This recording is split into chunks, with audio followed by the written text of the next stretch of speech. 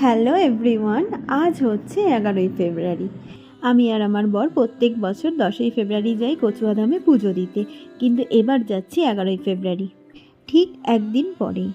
ট্রেনের যাত্রা শেষ করে এখন যাচ্ছি টোটো করে কচুয়াধামে। আমাদের বাড়ির থেকে বেশিক্ষণ টাইম লাগে না, 1-1.5 ঘন্টার মধ্যেই চলে আসা যায়। এই যে এবার ঢুকলাম মন্দিরের ভিতর, আর এবার দেখলাম অন্যান্য দিনের থেকে কিন্তু ভালোই ভিড়, কারণ আমরা এসছি রবিবার। এর আগে অনেকবারই এসছি, কিন্তু এতটা ভিড় থাকে না, এবার একটু বেশিই ভিড়টা লাগছে। মন্দিরে ঢোকার আগের রাস্তার উপরে কিন্তু প্রচুর দোকান রয়েছে, যেখানে বাচ্চাদের খেলনার জিনিস থেকে ঠাকুরের জিনিস, তাছাড়া হচ্ছে পুজো দেবো যে জিনিসগুলো দিয়ে, মানে মালা, পোষা, ধূপকাঠি, মোমবাতি, সেসবের জন্য এই যে দোকানগুলো। তো আমরা কিন্তু কথা বলতে বলতে মন্দিরের কাছে চলেই এসেছি। এই হচ্ছে লোকনাথ বাবার জন্মস্থান।